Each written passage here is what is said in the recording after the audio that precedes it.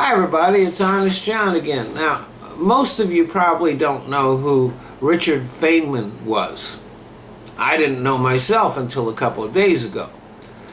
He was a scientist who was part of the investigation of the Challenger shuttle disaster. Now, when he was put on that committee to investigate the disaster, he was told by many of the committee members that they doubted that they'd be able to figure out what was wrong. There was a fair amount of politics involved, and many of the people at NASA were reluctant to talk. Feynman pointed out to them, look, you might be worried about losing your jobs, but if we don't solve this, you're going to lose your jobs anyway. He refused to believe that they would not be able to solve the problem, that science would not be able to come up with an answer.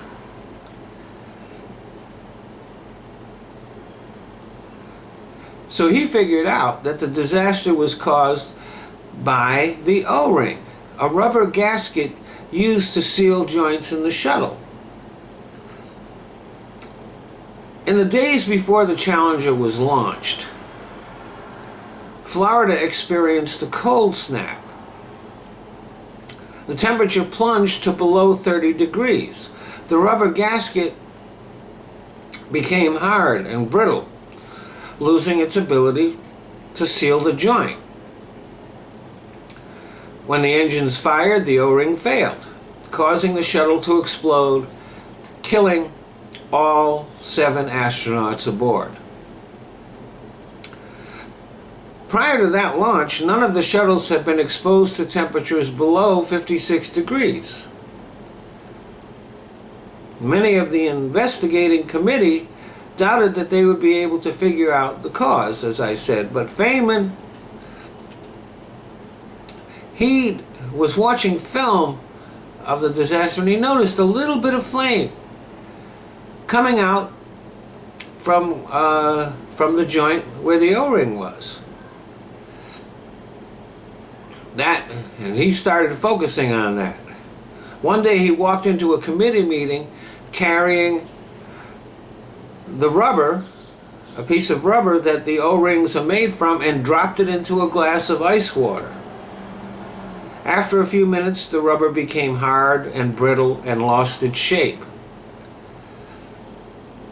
With typical understatement, he said, "Gentlemen, I believe that this has some significance for our problem." But Feynman's most memorable quote is this: "Reality must take precedence over public relations. Nature cannot be fooled." Which brings us to today. We have a problem. The Earth is getting warmer. It's a fact. We've set a new record for global temperature every month for the past 27 years. Predictions made by scientists during the Reagan administration have come true. Satellite photos clearly show that the glaciers are just disappearing, and the polar ice caps are shrinking. Insects that once only lived in southern climates are migrating north, destroying vulnerable forests. Droughts are more frequent and persistent. Hurricanes are larger, weather patterns more erratic. And so, as they should, scientists have investigated the problem, and they have the answer. It's us. It's all of the hydrocarbons we put in the air. Hydrocarbons and other things. And yet we have a bunch of politicians standing in the way of taking action against this. They say it's not happening. They say it's a hoax. They say people have nothing to do with it. If they'd been around after the Challenger disaster, they would have insisted on launching the shuttle from Alaska in the dead of winter. Some people believe that God has a special interest in us and our planet and will not allow us to harm it. Some see our planet as vast and doubt that humans can have much effect on it. But there are billions of us. Sure, one termite won't bring down a house, but a couple of thousand will.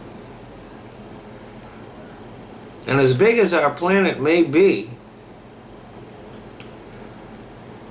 it's a closed system. For years, we have been pumping hundreds of thousands of tons of gases and particles into our atmosphere. The idea that it has no effect is laughable. Like I said, it's a closed system. It is big, but not infinite. A garage is much bigger than an exhaust pipe.